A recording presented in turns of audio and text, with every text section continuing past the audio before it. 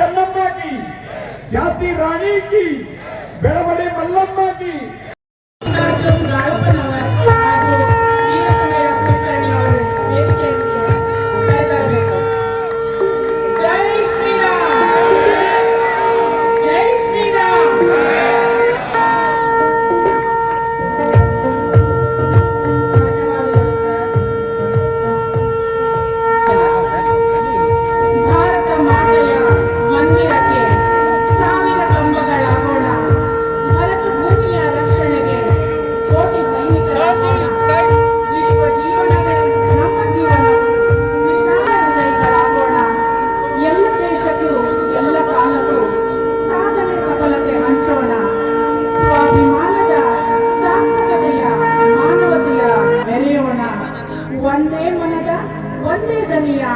ರಾಷ್ಟ್ರವ ಕಟ್ಟುತ್ತ ನಲಿಯೋಣ. बोलो भारत माता की जय, बोलो भारत माता की जय. ಪುಷ್ಪಾರ್ಚನೆ ಮಾಡಿದಂತಹ ಗಣ್ಯರಿಗೆ ಧನ್ಯವಾದಗಳು. ಈಗ ವೈಯಕ್ತಿಕ ಗೀತೆಯನ್ನು ತಮ್ಮ ಮುಂದೆ ಪ್ರಸ್ತುತಪಡಿಸಲಿದ್ದಾರೆ ಅವರಿಗೆ ಇವರಿಂದ ದಿಕ್ಸೂಚಿ ಭಾಷಣ. ದಾಂಡೇಲಿಯ ಗ್ರಾಮ ದೇವತೆಗೆ ಶಿರಸಾಷ್ಟಾಂಗ ಪ್ರಣಾಮಗಳನ್ನು ಹಾಕ್ತಾ, ವೇದಿಕೆಯ ಮೇಲಿರುವಂತಹ ಎಲ್ಲ ಆದರಣೀಯ ಗಣ್ಯಮಾನ್ಯರೇ, ಆತ್ಮೀಯ ಬಂಧುಗಳೇ, ತಾಯಂದಿರೇ, ಪತ್ರಕರ್ತ ಬಂಧುಗಳೇ, ಆರಕ್ಷಕ ಬಂಧುಗಳೇ, ಪ್ರಾರಂಭದಲ್ಲಿ ನಾನು ಶೋಭಾಯಾತ್ರೆ ನೋಡಿದೆ. ಅತ್ಯಂತ ಶಿಸ್ತುಬದ್ಧವಾದಂಥ, ಆಕರ್ಷಕವಾದಂಥ, ಮಹಿಳೆಯರೇ ಜಾಸ್ತಿ ಇರುವಂಥ ಆ ಶೋಭಾಯಾತ್ರೆ ನೋಡಿದೆ. ಎರಡನೇದಾಗಿ ಇಲ್ಲಿಯ ಮೈದಾನದ ವ್ಯವಸ್ಥೆ, ಮೈಕು ಸೇರಿಸಿ ಹೇಳ್ತಾ ಇದ್ದೀನಿ, ಅತ್ಯಂತ ಉತ್ಕೃಷ್ಟವಾಗಿದೆ. ಆಂಕರ್ ಅಂದ್ರೆ ನಮ್ಮ ಸಹೋದರಿ, ಅವ್ರ ಹೆಸರೇನು, ವೀಣಕ್ಕ ಅವರು ಬೆಸ್ಟ್ ಆಗಿ ಬಹಳ ಚೆನ್ನಾಗಿ ಎಲ್ಲರನ್ನೂ ಸ್ವಾಗತ, ಎಲ್ಲರಿಗೆ ಆಧಾರವಾದಂತಹ ವಿಚಾರವನ್ನ ಮಾಡಿ ಅವರಿಗೂ ಕೂಡ ನಾನು ಅಭಿನಂದನೆಗಳನ್ನು ಹೇಳ್ತಾ ಇದ್ದೀನಿ. ಹಾಡು ಹೇಳಿದವರು ದಿವ್ಯಾನೋ ಅಥವಾ ಏನೋ ಅವ್ರ ಹೆಸರು, ಕಾವ್ಯ ಇದರ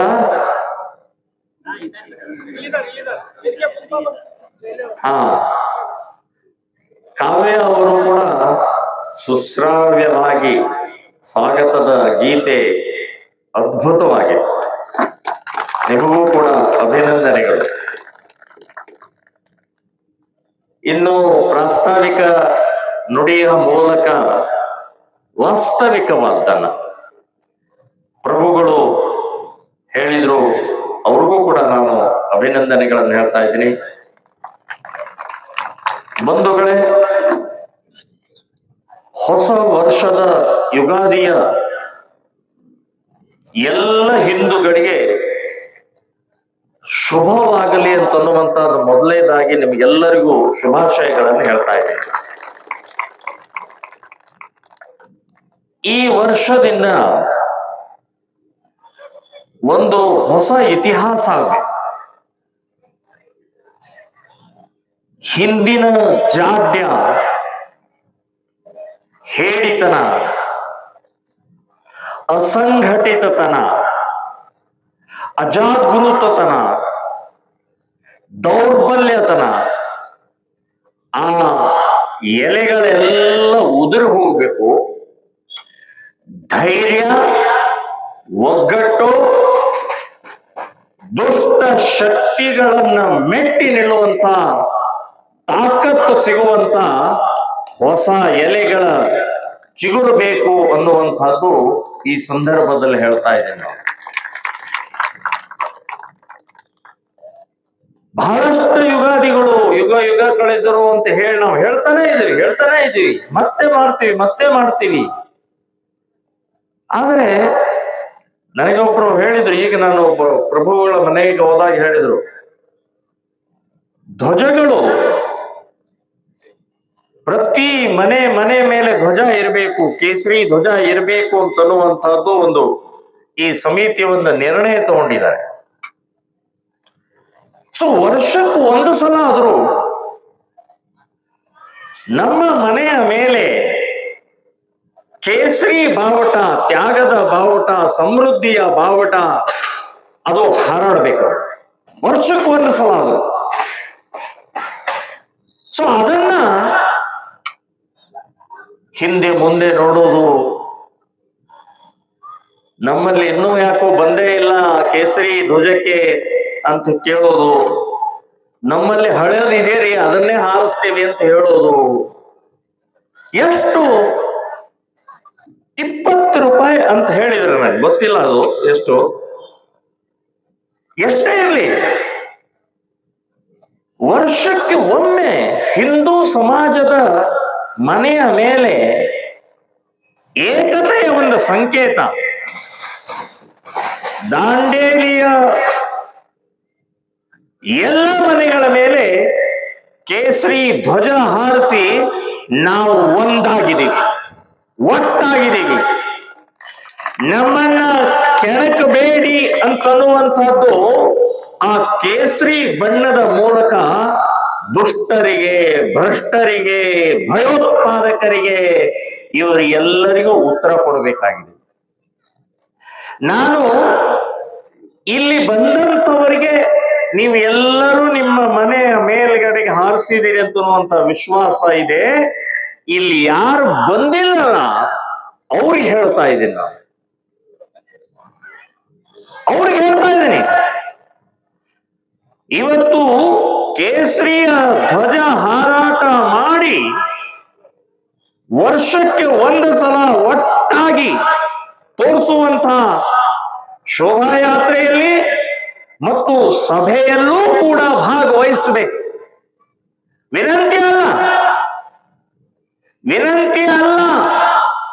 ಆಗ್ರಹ ಮಾಡ್ತಾ ಇದ್ದೀನಿ, ನೀವು ಭಾಗವಹಿಸಲೇಬೇಕು, ಇಲ್ಲಾಂದ್ರೆ ಸರ್ವನಾಶ ಹೋಗ್ತೀರಿ ನೀವು. ಯಾರು ಬಂದಿಲ್ಲ ಅವ್ರಿಗೆ ಹೇಳ್ತಾ ಇದ್ದೀನಿ ನಾನು. ಬಂಧುಗಳೇ, 100 ವರ್ಷ ಆಯ್ತು RSS ಪ್ರಾರಂಭ ಆಗಿ, 100 ವರ್ಷದಿಂದ ಹೇಳ್ತಾ ಇದ್ದಾರೆ ಡಾಕ್ಟರ್ ಜಿ ಒಂದು ಹಿಡಿದು ಇವತ್ತು ಮಾನನೀಯ ಮೋಹನ್ ಜಿ ಭಾಗವತ್ ಅವರವರೆಗೆ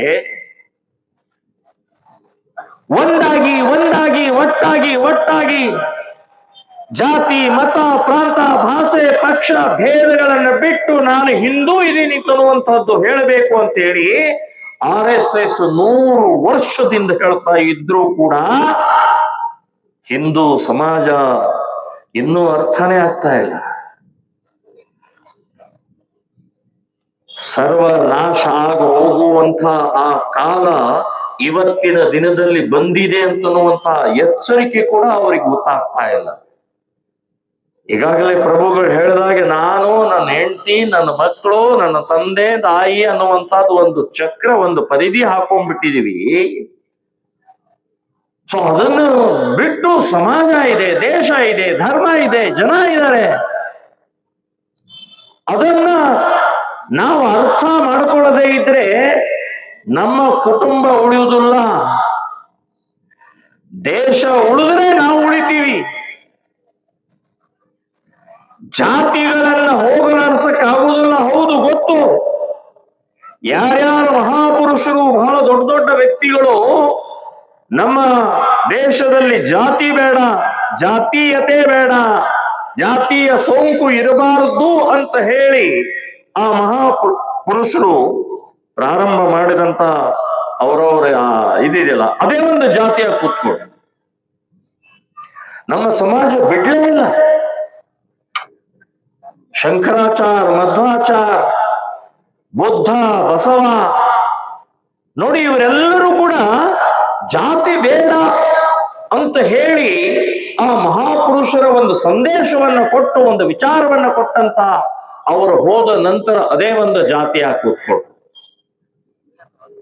ಬಸವಣ್ಣನವರು ಎಲ್ಲರೂ ಲಿಂಗವಂತರಾಗೋಣ, ಎಲ್ಲರೂ ಸಮಾನತೆ ಏಕತೆಯನ್ನ ಕಾಣೋಣ ಅಂತನ್ನುವಂಥದ್ದು ಒಂದು ಶ್ರೇಷ್ಠ ವಿಚಾರಧಾರೆಯನ್ನ ಇಡೀ ಸಮಾಜದಲ್ಲಿ ಹಬ್ಬಿದ್ರು. ಆದರೆ ಇವತ್ತು ಲಿಂಗಾಯತ್ ಅನ್ನುವಂತ ಒಂದು ಜಾತಿ ಹಾಕಿಕೊಂಡಿದೆ. ಬುದ್ಧ ಮಹಾವೀರರು ಅದನ್ನೇ ವಿಚಾರ ಹೇಳಿದ್ರು. ಆದ್ರೆ ಇವತ್ತು ಬೌದ್ಧ ಅನ್ನುವಂಥದ್ದು, ಮಹಾವೀರ್ ಅನ್ನುವಂಥದ್ದು, ಸಿಖ್, ಹೀಗೆ ನಮ್ಮ ಸಮಾಜದಲ್ಲಿ ಇವತ್ತು ಬೇರ್ಪಡಿಸುವಂತಹ ಪ್ರಕ್ರಿಯೆ ಎಲ್ಲೋ ಒಂದು ಕಡೆಗೆ ಬಹಳ ದೊಡ್ಡ ರೋಗ ಇದೆ. ಅದಕ್ಕೆ 1925 ಇನ್ನೂ ಬ್ರಿಟಿಷರಿದ್ರು. ಬ್ರಿಟಿಷರು ಅಂತಂದ್ರೆ ಕ್ರಿಶ್ಚಿಯನ್ರು. ನಾವು ಬ್ರಿಟಿಷರು ಅಂತ ಹೇಳ್ತಾ ಇದ್ದೀವಿ, ಬ್ರಿಟಿಷರಲ್ಲ, ಕ್ರಿಶ್ಚಿಯನ್ರು. 200 ವರ್ಷ ಕ್ರಿಶ್ಚಿಯನ್ರ ಆಡಳಿತ ಈ ದೇಶದ ಮೇಲೆ ಆಯಿತು.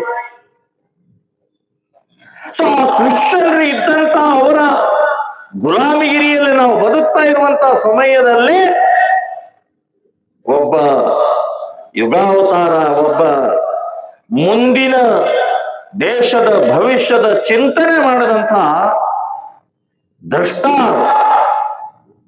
ಡಾಕ್ಟರ್ ಕೇಶವ್ ಬಲಿರಾಮ್ ಹೆಡ್ಗೇವಾರ್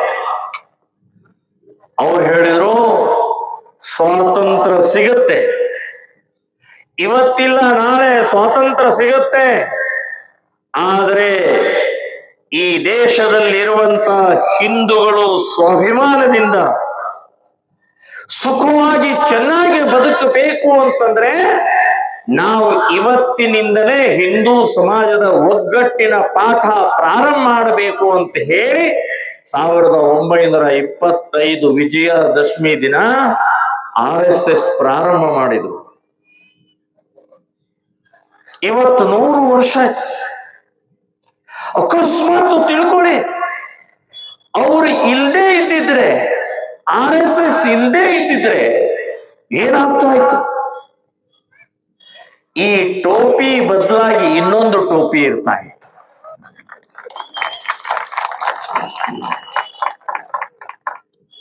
ಅಂಥ ಭಯಾನಕವಾದಂತ ದೂರದೃಷ್ಟಿ ಅವ್ರಿಗೆ ಗೊತ್ತಿತ್ತು. ಈ ದೇಶ ಉಳಿಬೇಕಾದ್ರೆ ಹಿಂದೂ ಸಮಾಜ ಉಳಿದ್ರೆ ಮಾತ್ರ ಈ ದೇಶ ಉಳಿಯುತ್ತೆ, ಧರ್ಮ ಉಳಿಯುತ್ತೆ, ಹಿಂದೂಗಳು ಉಳಿತಾರೆ ಅಂತ ಗೊತ್ತಿದ್ದಿದ್ರಿಂದಲೇ ರಾಷ್ಟ್ರೀಯ ಸ್ವಯಂ ಸೇವಕ ಸಂಘವನ್ನ ಪ್ರಾರಂಭ ಮಾಡಿದ ಪರಿಣಾಮ ಇವತ್ತು ನಾವು ಹೆಮ್ಮೆಯಿಂದ ಹೇಳ್ಕೊಳ್ತಾ ಇದ್ದೀವಿ, ನಾನೊಬ್ಬ ಹಿಂದೂ ಇದ್ದೀನಿ ಅಂತ ಹೇಳಿ. ನಮ್ಮ ಸಂತೋಷ್ ಅವರು ಹೇಳಿದ್ರು,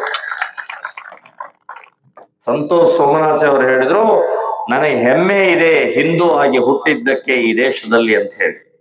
ಹಾಗೆ ಜಾತಿಯನ್ನ ನಮ್ಮ ಮನೆ ಒಳಗಡೆನೆ ಇರೋಣ. ಜಾತಿಯ ಆಚರಣೆ, ಜಾತಿಯ ಪೂಜೆ, ಜಾತಿಯ ವಿವಾಹ, ಜಾತಿಯ ಏನೇನು ಬೇಕೆಲ್ಲವನ್ನೂ ಮಾಡೋಣ. ಆದರೆ ಮನೆಯಿಂದ ಹೊರಗಡೆ ಹೋದ ಮೇಲೆ ನೀನು ಯಾರು ಅಂತ ಕೇಳಿದ್ರೆ ಎದೆ ತಟ್ಟಿ ಹೇಳಬೇಕು, ನಾನೊಬ್ಬ ಹಿಂದೂ ಇದ್ದೀನಿ. ಗರ್ವದಿಂದ ಹೇಳ್ಬೇಕು, ನಾನೊಬ್ಬ ಹಿಂದೂ ಇದ್ದೀನಿ. ಹೇಳಬೇಕು. ಇಲ್ಲಾಂದ್ರೆ ನೀವು ಬದುಕೋಲ್ಲ. ಆರ್ಸಿ ಆರ್ಸಿ ಆರ್ಸಿ ಹೊಡಿತಾರೆ. ಬಟೆಂಗೆ तो कटेंगे, एक है तो सेफ है. ಇದು ಯೋಚನೆ ಇವತ್ತು ಮನೆ ಮನೆಯವರು ತಿಳ್ಕೊಳ್ಬೇಕಾಗಿದೆ, ಹೇಳಬೇಕಾಗಿದೆ, ಪ್ರಚಾರ ಮಾಡಬೇಕಾಗಿದೆ. ಒಟ್ಟಾಗಿದ್ರೆ ಮಾತ್ರ ಬದುಕುತ್ತೀವಿ. ವಿಘಟನೆ, ಜಾತಿ, ಮತ, ಭಾಷೆ, ಪಕ್ಷ, ಅವನ್ಯಾರು ಹೇಳವನು ಇವನ್ಯಾರು ಹೇಳವನು ಅಂತ ಹೇಳಿ ನಮ್ಮ ಒಳಗಡೆನೆ ಕಚ್ಚಾಡಿ ಸಾಯ್ತಾ ಇದ್ದೀವಿ ನಾವು. ಬಂಧುಗಳೇ, ಗಂಭೀರವಾದಂತಹ ದೇಶದ ಪರಿಸ್ಥಿತಿ ನಿರ್ಮಾಣ ಆಗಿದೆ. 78 ವರ್ಷ ಕಳೆದಿದ್ದೀವಿ ನಾವು. ಇವತ್ತು ನಮ್ಮ ಹಿಂದೂ ಸಮಾಜಕ್ಕೆ ನಾವು ಒಂದು ಘೋಷಣೆ ಹಾಕಬೇಕಾಗಿದೆ, ಈ ದೇಶಕ್ಕೆ ಘೋಷಣೆ ಹಾಕಬೇಕಾಗಿದೆ, ಹಿಂದೂ ಖತರೆ ಮೇ ಹೈ, ಹಿಂದೂ ಧರ್ಮ ಅಪಾಯದಲ್ಲಿದೆ. ಇದನ್ನ ಆಚರಣೆ ಮಾಡಿದರೆ, ಹಿಂದೂ ಅಂತ ಹೇಳಿದರೆ ಕೋಮುವಾದಿ, ಜಾತೀಯವಾದಿ, ಹಳೆ ದೊಡ್ಡ ಪುರಾಣದ ಕತೆ ಹೇಳ್ಕೊಂಡು ಓಡಾಡ್ತೀರಿ, ಇನ್ನೇನೇನೋ ಹೇಳ್ತಾರೆ. ಅಂದ್ರೆ ನಮ್ಮ ದೇಶದಲ್ಲಿ ಇವತ್ತು ನಮ್ಮ ದೇಶದ ಹಿಂದುತ್ವ, ಹಿಂದೂ ಧರ್ಮ, ಹಿಂದೂ ಸಂಪ್ರದಾಯ, ಹಿಂದೂ ಸಂಸ್ಕೃತಿ ಬಗ್ಗೆ ಇದು ಕೋಮುವಾದಿ. ಬಡ್ಡಿ ಮಕ್ಕಳ್ರ,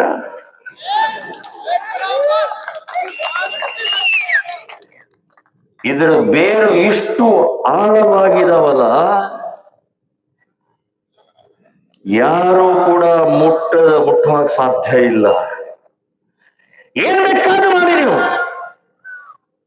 ಆದರೆ ಒಬ್ಬ ಹಿಂದೂ ಇರೋವರೆಗೆ ಈ ದೇಶ ಬದುಕಿರುತ್ತೆ, ಈ ಧರ್ಮ ಉಳಿಯುತ್ತೆ. ನಾವು ಹೋರಾಟವನ್ನ ಮಾಡೇ ಮಾಡ್ತೀವಿ, ಒಬ್ಬನಿದ್ರೂ ಕೂಡ ಬಿಡೋದಿಲ್ಲ ಅಂತನ್ನುವಂಥದ್ದು ನೆನಪಿಟ್ಕೊಳ್ಳಿ.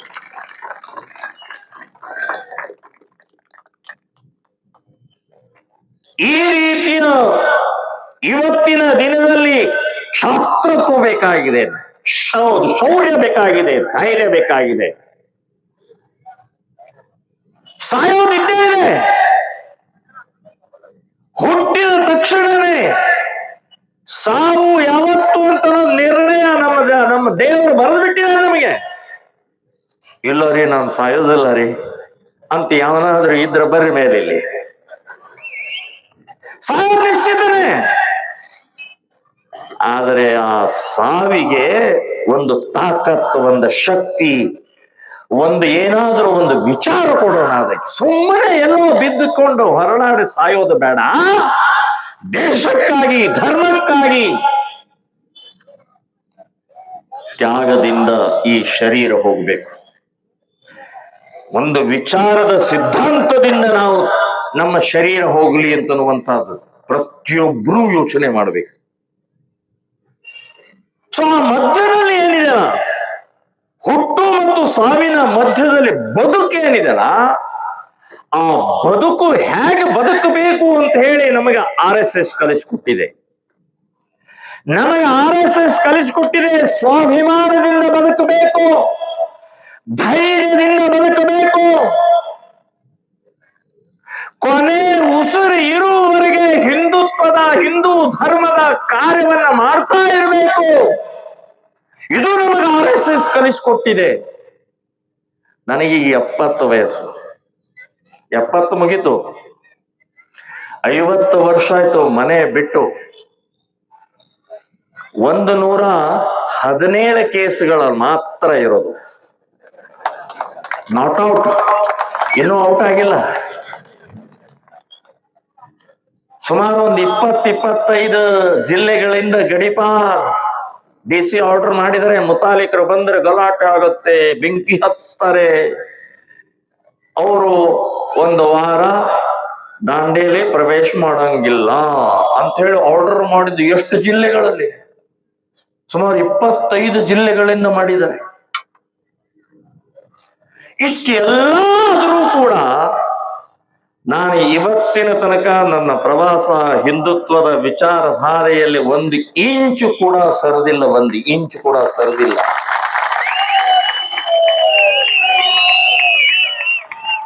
ಈ ರಾಜಕೀಯ ಶಕ್ತಿಗಳಿಗೆ, ಸರ್ಕಾರಿ ಅಧಿಕಾರಿಗಳಿಗೆ ನಾನು ಹೇಳ್ತಾ ಇದ್ದೀನಿ, ನನ್ನ ಮೇಲೆ ಅಷ್ಟೇ ಅಲ್ಲ, ನಮ್ಮ ಸಾವಿರಾರು ಕಾರ್ಯಕರ್ತರ ಮೇಲೆ ನೀವು ಎಷ್ಟೇ ಕೇಸ್ ಹಾಕಿದ್ರು, ನಿಮ್ಮ ಅಪ್ಪ ಬಂದ್ರು ಕೂಡ ಹಿಂದುತ್ವದ ಧ್ವನಿ ಅಡಗಿಸಕ್ ಸಾಧ್ಯ ಇಲ್ಲ. ಹಿಂದುತ್ವ ನಮ್ಮ ಉಸಿರು, ನಮ್ಮ ಜೀವ, ನಮ್ಮ ರಕ್ತ. ಸೊ ಇದನ್ನ ನೀವು ಕೇಸ್ನಿಂದ ದಬಾಯಿಸ್ತೀನಿ, ಗಡಿಪಾರ್ನಿಂದ ದಬಾಯಿಸ್ತೀನಿ, ಸಾಧ್ಯನೇ ಇಲ್ಲ, ಸಾಧ್ಯನೇ ಇಲ್ಲ. ನಾನೊಂದ್ಸಲ ಹೊರಟಿದ್ದೆ, ಒಂದು ಮೆರವಣಿಗೆ ಹೊರಟಿತ್ತು, ಮದುವೆ ಮೆರವಣಿಗೆ. ಅವಾಗ ಮಹಿಳೆಯರು ಮಾತಾಡ್ತಾ ಇದ್ರು. ನಾನು ಬಾಜೂಕ ಹೊರಟಿದ್ದೆ, ಅವ್ರು ಬಂದ್ರು ನೋಡು, ಅವ್ರು ಬಂದ್ರು ನೋಡೋದು. ಯಾರು ಬಂದ್ರು? ಅದೇ ಮೇಲಿನ ಮೇಲೆ ಜೈಲಿಗೆ ಹೋಗ್ತಾರೆ, ಮೇಲಿನ ಮೇಲೆ ಗಡಿಪಾರ ಆಗ್ತಾವಲ್ಲ, ಅದೇ ನೋಡ ಅವ್ರು ನೋಡ. ಅಂದ್ರೆ ನಾವು ಇವತ್ತು ಹೆದರಬಾರದು ಅನ್ನುವಂಥ ದೃಷ್ಟಿಕೋನದಿಂದ ಹೇಳ್ತಾ ಇದ್ದೀನಿ. ಏನ್ ಕೇಸು, ಏನ್ ಜೈಲು? ಇವತ್ತು ಬಾಲಗಂಗಾಧರ ತಿಲಕರು ಜೈಲಿಗೆ ಹೋಗಿದ್ರು, ಸಾವರ್ಕರ್ ಜೈಲಿಗೆ ಹೋಗಿದ್ರು, ಸುಭಾಷ್ ಚಂದ್ರ ಬೋಸ್ ಜೈಲಿಗೆ ಹೋಗಿದ್ರು.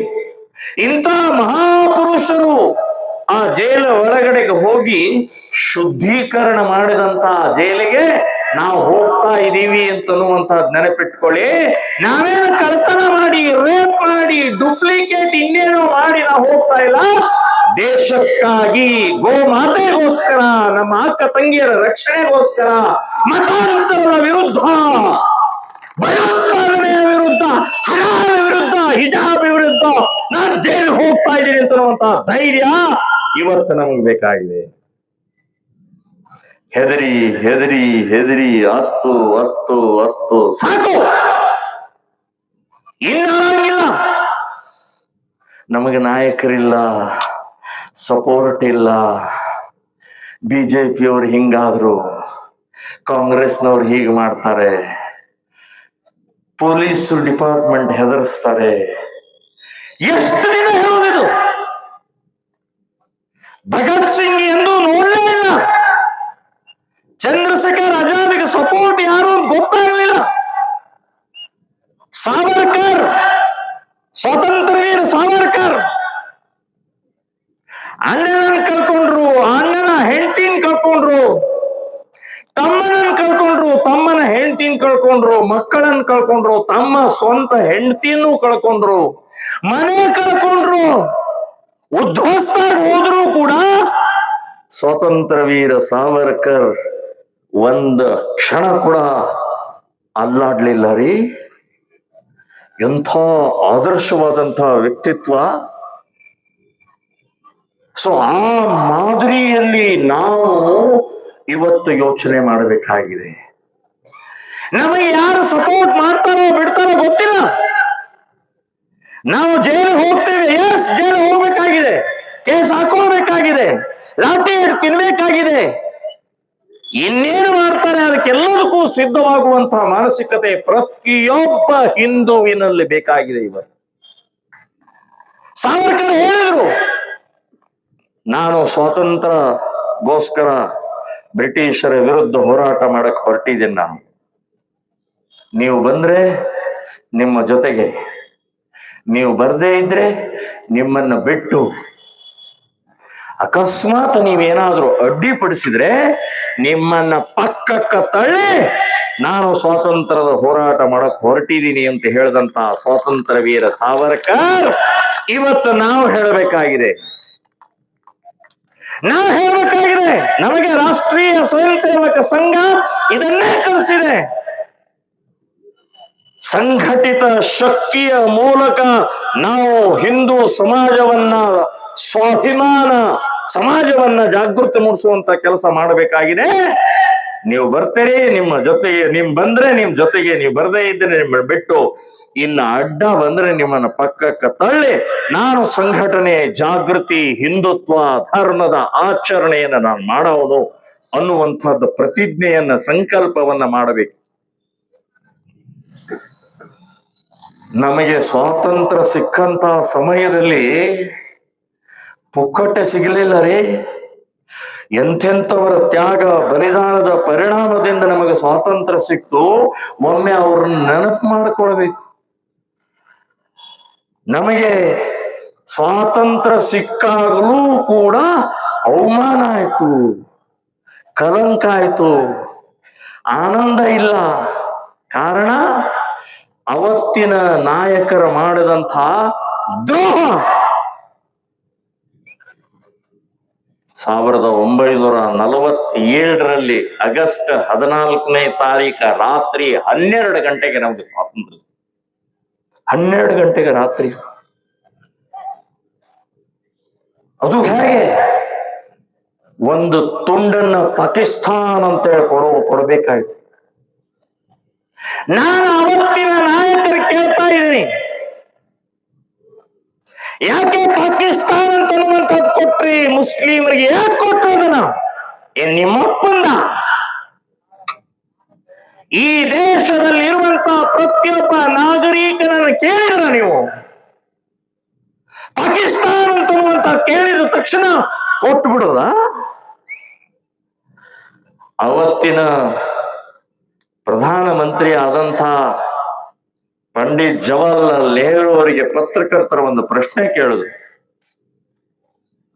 ಯಾಕೆ ಪಾಕಿಸ್ತಾನವನ್ನ ಕೊಟ್ರಿ ಅಂತ ಹೇಳಿದಾಗ ಪಂಡಿತ್ ಜವಾಹರ್ಲಾಲ್ ನೆಹರು ಹೇಳಿದ್ರು, ನಮ್ಮ ಹೋರಾಟ ಮಾಡುವಂತ ಶಕ್ತಿಯನ್ನ ಕಳ್ಕೊಂಡ್ಬಿಟ್ಟಿದೀವಿ.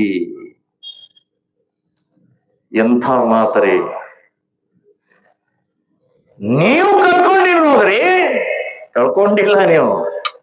ಲೇಡಿ ಮೌಂಟ್ ಬೆಟನ್ ಜೊತೆಗೆ ಓಡಾಡ್ತಾ ಇದ್ರಿ, ನೀವು ಕಳ್ಕೊಂಡಿರ್ಲಿಲ್ಲ. ಆದ್ರೆ ದೇಶಕ್ಕಾಗಿ ಹೋರಾಟ ಮಾಡುವಂತ ಮಾನಸಿಕತೆ ನಿಮ್ಮಲ್ಲಿ ಇರಲಿಲ್ಲ.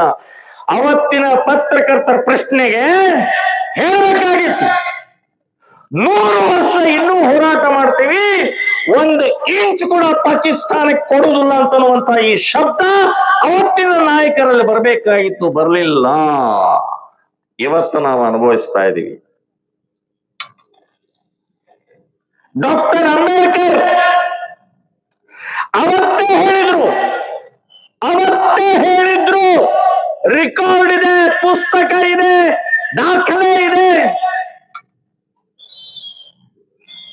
ಪಾಕಿಸ್ತಾನ್ ನಾನು ಒಪ್ಪಲ್ಲ. ಡಾಕ್ಟರ್ ಅಂಬೇಡ್ಕರ್ ಹೇಳಿದ್ರು, ನಾನು ಒಪ್ಪಲ್ಲ. ಆದ್ರೂ ಕೂಡ ನೀವೀಗ ಸಿಗ್ನೇಚರ್ ಮಾಡಿಬಿಟ್ಟಿದ್ದೀರಿ. ಆದರೆ ಒಂದು ನಿರ್ಣಯ ತಗೊಳ್ಳಿ, ನಮ್ಮ ದೇಶದಲ್ಲಿ ಇರುವಂತ ಎಲ್ಲ ಮುಸ್ಲಿಮರನ್ನ ಪಾಕಿಸ್ತಾನ ಕಳಿಸಿ, ಪಾಕಿಸ್ತಾನದಲ್ಲಿರುವಂತ ಎಲ್ಲ ಹಿಂದೂಗಳನ್ನ ಇಲ್ಲಿ ಕರ್ಸ್ಕೊಳ್ಳಿ. ಅವಾಗಲೇ ಶಾಂತಿ, ಅವಾಗಲೇ ಒಂದು ಸುಖವಾಗಿ ಇರಬಹುದು ಅಂತ ಹೇಳಿದಂತ ಡಾಕ್ಟರ್ ಅಂಬೇಡ್ಕರ್. ಅವತ್ತೇ ಗೊತ್ತಿತ್ತು ಡಾಕ್ಟರ್ ಅಂಬೇಡ್ಕರ್ಗೆ, ಇಲ್ಲಿ ಇದ್ರೆ ಕಂಟಕ ಆಗ್ತಾರೆ, ತೊಂದರೆ ಕೊಡ್ತಾರೆ, ಮತ್ತೆ ಗಲಾಟೆ ಗೊಂದಲ ಆಗತ್ತೆ, ಹಿಂದೂಗಳು ಸುಖವಾಗಿರುವುದಿಲ್ಲ ಅಂತನ್ನುವಂಥದ್ದು ಎಂಥ ದೂರದೃಷ್ಟಿ ರೀ ಡಾಕ್ಟರ್ ಅಂಬೇಡ್ಕರ್ದು, ಎಂಥ ದೇಶಭಕ್ತಿ ಅವ್ರದ್ದು. ನಾನು ಡಾಕ್ಟರ್ ಅಂಬೇಡ್ಕರ್ಗೆ ಸಾವಿರ ನಮಸ್ಕಾರಗಳನ್ನು ಹೇಳ್ತಾ ಇದ್ದೀನಿ. ನಾನು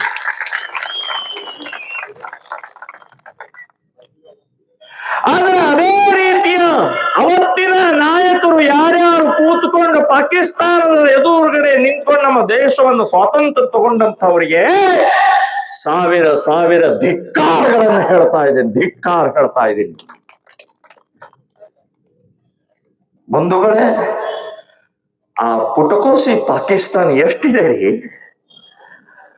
ದಾಂಡೇಲಿಯ ಜನ ಒಂದು ಸಲ ಆ ಕಡೆ ತಿರುಗಿ ಉಚ್ಚವೈದ್ರೆ ಸಾಕು, ಮುಳುಗಿ ಹೋಗ್ಬಿಡುತ್ತೆ. ಅಂತ ಪುಟಕೋಸಿ ಪಾಕಿಸ್ತಾನ್ ಎಷ್ಟು ರೀತಿಯ ತೊಂದರೆ ಕೊಡ್ತೀರಿ ನಮಗೆ? ಕಾಂಗ್ರೆಸ್ಸಿನ ಪೀರಿಯಡ್ನಲ್ಲಿ ಏನೇನಾಯ್ತು ಒಂದ್ಸಲ ನೆನಪಡ್ಕೊಳ್ಳಿ. Railway station, bus stand, market, ಎಲ್ಲ ಕಡೆಗೆ ಬಾಂಬ್, ಪ್ರತಿ ವರ್ಷ 4-5 ಬಾಂಬ್ಗಳನ್ನು ಹಾಕಿ ಹಿಂದೂಗಳ ರಕ್ತವನ್ನು ಚೆಲ್ಲಿದಂತಹ ಪಾಕಿಸ್ತಾನ್. ಅವತ್ತಿನ ಕಾಂಗ್ರೆಸ್ನವರು ಒಂದು ಯುದ್ಧ ಮಾಡಲಿಲ್ಲ ರೀ. ಆ ಪುಟಕೋಸಿ ಪಾಕಿಸ್ತಾನವನ್ನ ಸರ್ವನಾಶ ಮಾಡುವಂತ ಆ ಧೈರ್ಯ ತೋರ್ಲಿಲ್ರಿ. ಬಂಧುಗಳೇ, ಈ ರೀತಿಯ ಅನೇಕ ನಮ್ಮ ಮೇಲೆ ಹೇರಿದಂತ 78 ವರ್ಷದ ನಂತರ ನಾನು ಹೇಳ್ತಾ ಇದ್ದೀನಿ, ಹಿಂದೂ ಅಪಾಯದಲ್ಲಿದ್ದಾನೆ. ಹಿಂದೂ ಧರ್ಮ ಅಪಾಯದಲ್ಲಿದೆ. ನಾವು ಜಾಗೃತಿ ಆಗದೆ ಇದ್ರೆ, ನಾವು ಸಂಘಟಿತ ಆಗಿದ್ರೆ, ನಮ್ಮಲ್ಲೇ ಕಚ್ಚಾಡಿಕೊಂಡು ಹೋಗ್ತಾ ಇದ್ರೆ ಬಹಳ ದೊಡ್ಡ ಅನಾಹುತ ಆಗತ್ತೆ ಅಂತಂದೊಂದು ನೆನಪಿಟ್ಕೊಳ್ಳಿ. ನಮ್ಮ ಕಣ್ಣ ಮುಂದೆನೇ ಇದೆ. 33 ವರ್ಷದ ಹಿಂದೆ ನಡೆದಂತ ಕಾಶ್ಮೀರದ ನೀವೊಂದ್ಸಲ ನೆನಪು ಮಾಡ್ಕೊಳ್ಳಿ. 7 ಲಕ್ಷ ಜನ ಹಿಂದೂಗಳನ್ನ ಒದ್ದು ಓಡಿಸಿದ್ರು. 1.5 ಲಕ್ಷ ಹಿಂದೂಗಳನ್ನ ಅಮಾನುಷವಾಗಿ ಕೊಂದು ಹಾಕಿದರು. ನಮ್ಮ ಹಿಂದೂ ಹೆಣ್ಣು ಮಕ್ಕಳನ್ನ ಬರ್ಬರವಾಗಿ ಅತ್ಯಾಚಾರ ಮಾಡಿದರು, ಲೂಟಿ ಮಾಡಿದ್ರು, ಬೆಂಕಿ ಹತ್ತಿದ್ರು, ಸಾವಿರಾರು ದೇವಸ್ಥಾನಗಳನ್ನ ಒಡೆದು ಹಾಕಿದ್ರು. ಯಾವತ್ತು? ಮೊಘಲರ ಪೀರಿಯಡ್ನಲ್ಲ, ಬ್ರಿಟಿಷರ ಪೀರಿಯಡ್ನಲ್ಲ.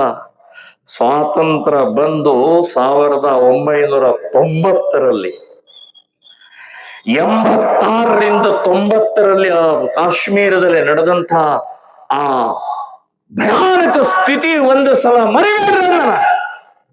ಮರಿಬೇಡ್ರಿ. ನಾವು ಮರೆಯೋ ಸ್ವಭಾವ ನಮ್ದೇ ಬಹಳ ಇದೆ ಹಿಂದೂಗಳದ್ದು. ಮರಿಬೇಡ್ರಿ. ಅಲ್ಲಿ ಹಿಂದೂಗಳು, ಕಾಶ್ಮೀರದ ಹಿಂದೂಗಳು ಮಾಡಿದಂತ ತಪ್ಪೇನು? ಏನ್ ತಪ್ಪು ಮಾಡಿದ್ರು? ಮುಸ್ಲಿಮರ ವಿರುದ್ಧ ಹೋರಾಟ ಮಾಡಿದ್ರ? ಮೆರವಣಿಗೆ ಮಾಡಿದ್ರ? ಅಥವಾ ಏನಾದ್ರೂ ಮಾಡಿದ್ರ ಅನಾಹುತ? ಏನೂ ಇಲ್ಲ. ದಾಂಡೇಲಿಯ ಹಿಂದೂ ಸಮಾಜ ಇವತ್ತು ಹೇಗೆ ಶಾಂತವಾಗಿ ಸಮಾಧಾನವಾಗಿ ತಮ್ಮ ಪಾಡಿಗೆ ತಾವು ವ್ಯಾಪಾರ, ಸಂಸಾರ, ಉದ್ಯೋಗ, ವಿದ್ಯಾರ್ಥಿ, ರೈತ ಹೇಗಿದಾನೋ ಅದೇ ಮಾದರಿಯಲ್ಲಿ ಕಾಶ್ಮೀರದ ಹಿಂದೂಗಳು ಶಾಂತವಾಗಿ ಸಮಾಧಾನವಾಗಿ ತಮ್ಮ ಪಾಡಿಗೆ ತಾವು ಇದ್ದಂಥವರನ್ನ ಹೊರಗೆ ಹಾಕಿದ್ರಿ. ಕೊಂದ್ರೆ ಯಾಕೆ? ಅವ್ರಿಗೆ ಕೇಳಿದ್ರೆ ಒಂದೇ ಹೇಳ್ತಾರೆ, ನೀನು ಹಿಂದೂ ಇದೆ, ಅದಕ್ಕೆ ಇದೆ, ಇಲ್ಲಿ ಕಾಶ್ಮೀರದಲ್ಲಿ ಇರಂಗಿಲ್ಲ ಅಂತ ಹೇಳಿ ಒದ್ದು ಓಡಿಸಿದ್ರಲ್ರಿ. ಹಿಂದೂ ಅಂತ ಹುಟ್ಟಿದ್ದೇ ಪಾಪನ. ಅವತ್ತು ಮಿಲಿಟರಿ ಇತ್ತು, ಸಂವಿಧಾನ ಇತ್ತು, ಪೊಲೀಸರಿದ್ರು, ರಾಜಕಾರಣಿಗಳು ಇದ್ರು, ಎಲ್ಲರೂ ಇದ್ದಾಗಲೇ ಅವರನ್ನು ಓಡಿಸಿಬಿಟ್ರು. ಇವತ್ತಿನ ತನಕ ನಾವು ಒಳಗಡೆ ಹೋಗಕ್ಕಾಗ್ತಾ ಇಲ್ಲ ರೀ, ಒಳಗಡೆ ಹೋಗಕ್ಕಾಗ್ತಾ ಇಲ್ಲ. ಹಿಂದೂಗಳಿಗೆ ಒಳಗಡೆ ಹೋಗಿ ಜೀವನ, ತಮ್ಮ ಮನೆ ಸ್ವಂತ ಮನೆ ಒಳಗಡೆ ಹೋಗಕ್ಕಾಗ್ತಾ ಇಲ್ಲ. ಇವತ್ತು ಏನೇನಾಗಿದೆಯೋ ಗೊತ್ತಿಲ್ಲ. ಅಸಂಘಟಿತ ತಾಕತ್ತಿಲ್ಲದಂತ ಇವತ್ತು ಈ ಪರಿಸ್ಥಿತಿ ನಿರ್ಮಾಣ ಆಗಿದೆ. ಯಾಕೆ ಅಂತಂದ್ರೆ ಕಾಶ್ಮೀರದಲ್ಲಿ ಮುಸ್ಲಿಮರು ಟೆಸ್ಟ್ ಮಾಡಿದ್ರು, ಪರೀಕ್ಷೆ ಮಾಡಿದ್ರು. ಕಾಶ್ಮೀರದ ಹಿಂದೂಗಳನ್ನು ಹೊರ ಹಾಕಿದ್ರೆ, ಕಾಶ್ಮೀರದಲ್ಲಿ ಇರುವಂತಹ ದೇವಸ್ಥಾನಗಳನ್ನು ಹೊರದ್ರೆ,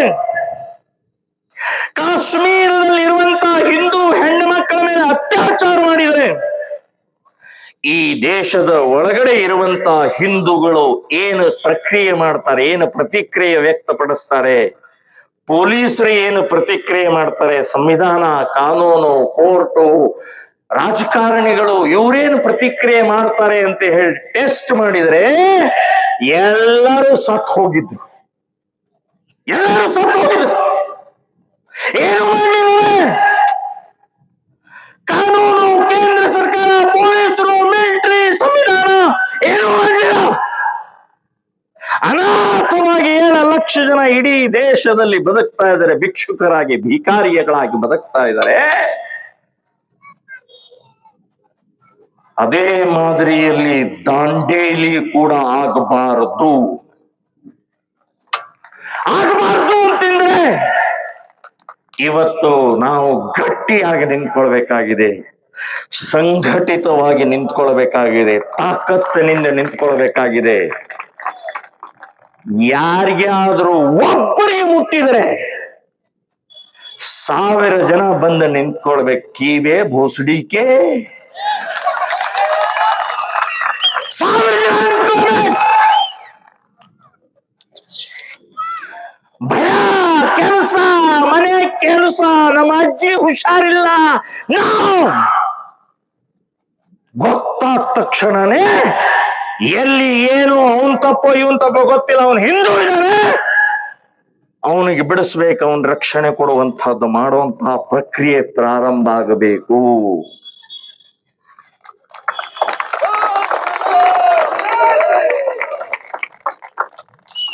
ಕಾಶ್ಮೀರದ ಕಥೆಯನ್ನ ಓದ್ತಾ ಕೇಳ್ತಾ ಹೋದ್ರೆ ಕಣ್ಣೀರು ಬರುತ್ತೆ, ಕಣ್ಣೀರು.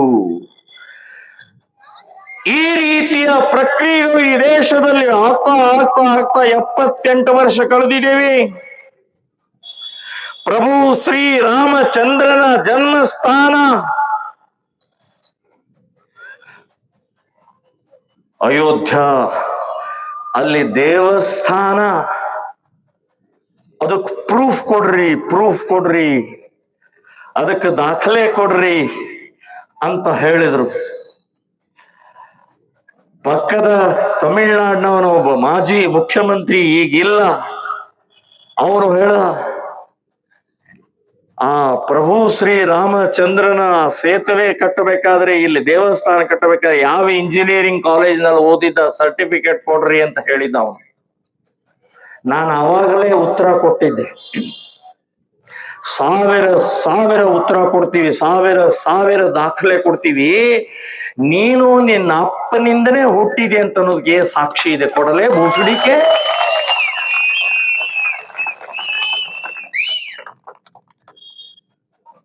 ಮನೆಯಲ್ಲಿ ಹಳ್ಳಿಯಲ್ಲಿ ರಕ್ತದಲ್ಲಿ ಪ್ರಭು ಶ್ರೀರಾಮಚಂದ್ರ ಇದಾದರೆ ಅದಕ್ಕೆ ಪ್ರೂಫ್ ಬೇಕಾ? ರಾಮಾಯಣ ಓದಿದ್ರೆ ಸಾಕು, ಪ್ರತಿ ಪುಟದಲ್ಲಿ ಅಯೋಧ್ಯ ಅಂತನ್ನುವಂಥದ್ದು.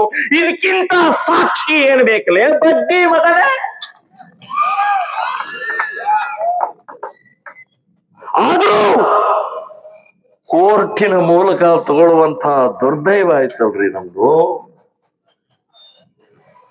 500 ವರ್ಷ ಹೋರಾಟ.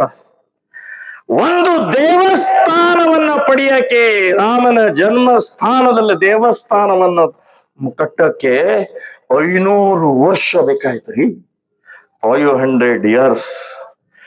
ತ್ಯಾಗ, ಬಲಿದಾನ, ರಕ್ತ, ಉದ್ವಸ್ತ, ಲಾಠಿ, ಕೇಸು, ಜೈಲು ಎಲ್ಲವನ್ನೂ ಅನುಭವಿಸಿದೆವು. ಕೊನೆಗೂ ಒಬ್ಬ ಬರಬೇಕಾಯ್ತು.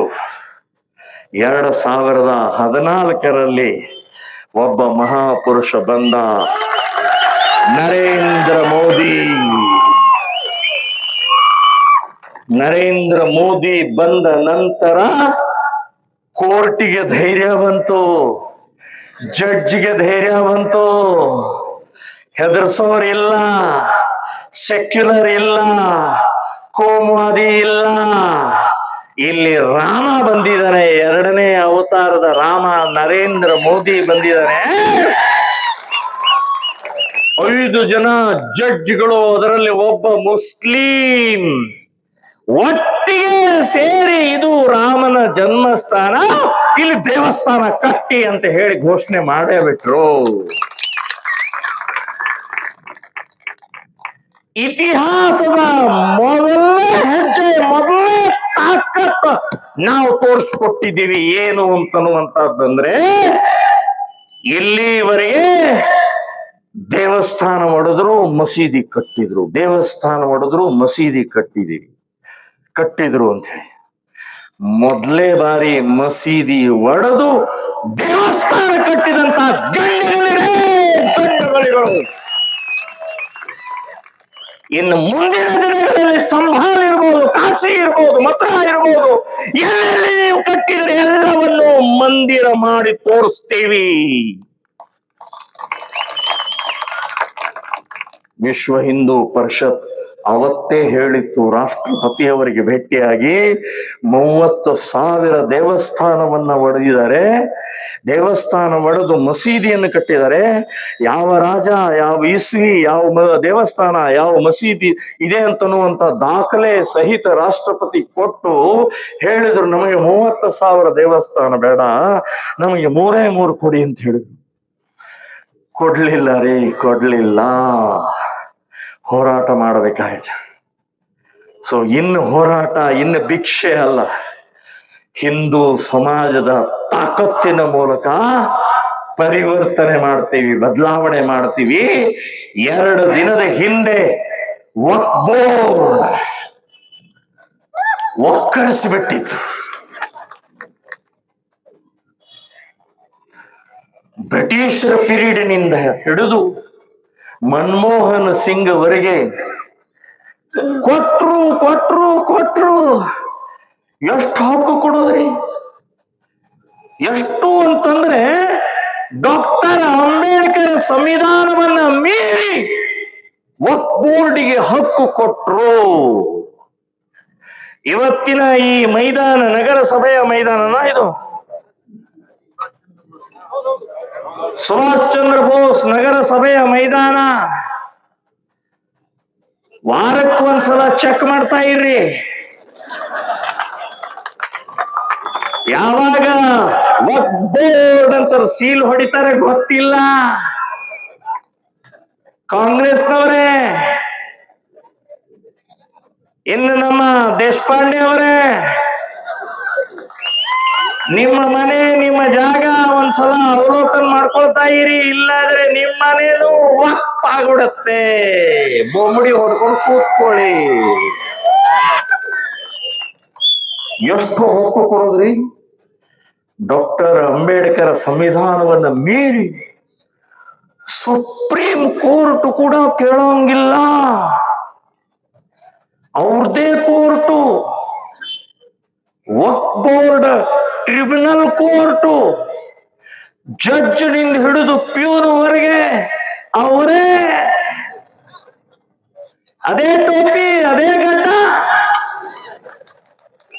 ಅಲ್ಲಿ ನೀವು ನಮ್ಮ ಸುಮ್ಮನೆ ಒಂದು ಉದಾಹರಣೆ ಹೇಳ್ತೇನೆ. ಪ್ರಭು ಅವರ ಮನೆಗೆ ನಿಮ್ಮ ಮನೆ ವಕ್ಫ್ ಬೋರ್ಡ್ ಅಂತ ಬಂತು ಅಂತ ತಿಳ್ಕೊಡ್ರಿ. ಯಾಕ್ರಿ ಅಂತ ಕೇಳಿದ್ರೆ, ನಿಮ್ಮ ಮನೆ 100 ವರ್ಷದ ಹಿಂದೆ ಒಬ್ಬ ಅಲ್ಲಾ ಭಕ್ಷ ಅಂತ ಹೇಳಿ ಇಲ್ಲಿ ಸತ್ತಿದಾನಿಲ್ಲ. ಅದಕ್ಕಿದು ನಮ್ದಿದು ಅಲ್ರಿ. ನಮ್ಮ ತಾತ ಮುತ್ತಾತ ಅವ್ರು ಇಂಥವ್ರ ಕಡೆ ತಗೊಂಡಿದ್ದಾರೆ, ದಾಖಲೆ ಇದೆ, ಉತಾರಿದೆ, ಖರೀದಿ ಪತ್ರ ಇದೆ. ಅದೆಲ್ಲ ಗೊತ್ತಿಲ್ರಿ, ಅದೆಲ್ಲ ಗೊತ್ತಿಲ್ಲ. ನೀವೆಲ್ಲ ವಕ್ಫ್ ಆಗ್ಬಿಟ್ಟಿದೆ. ಇವ್ರು ಎಲ್ಲಿ ಹೋಗ್ಬೇಕು? Civil court. ನಮ್ಮ ಕೋರ್ಟಿಗೆ ಹೋಗಂಗಿಲ್ಲ, ಹೈಕೋರ್ಟಿಗೆ ಹೋಗಂಗಿಲ್ಲ, DC ಕಡೆ ಹೋಗಂಗಿಲ್ಲ, ತಹಸೀಲ್ದಾರ್ ಕಡೆ ಹೋಗಂಗಿಲ್ಲ. ಎಲ್ಲಿ ಹೋಗ್ಬೇಕು? ಟ್ರಿಬ್ಯುನಲ್. ವಕ್ಫ್ ಬೋರ್ಡಿನ ಕೋರ್ಟ್ ಟ್ರಿಬ್ಯುನಲ್ ಕೋರ್ಟಿಗೆ ಹೋಗಿ, ಸ್ವಾಮಿ ಇದು ನಂದು, ಇದು ದಾಖಲೆ ನೋಡ್ರಿ ಅಂತ ಹೇಳಿದ್ರೆ ಅವ್ರು ಕೇಳುದಿಲ್ಲ. ಇಲ್ಲ ಇದು ವಕ್ಫ್ ಅಂತ ಹೇಳಿ ಹೊಡೆದ ಬಿಟ್ರ ಸೀಲು. ಅಲ್ಲಿಂದ ಮತ್ತೆ ನಿಮಗೆ ಬೆಂಗಳೂರು ಅವ್ರದ್ದು ಟ್ರಿಬ್ಯುನಲ್ ಇದೆ, ಅಲ್ಲಿ ಹೋಗ್ಬೇಕು. ಹಿಂಗ ಓಡಾಡಿಸ್ಬಿಡ್ತಿದ್ರು ನಿಮ್ಮನ್ನ.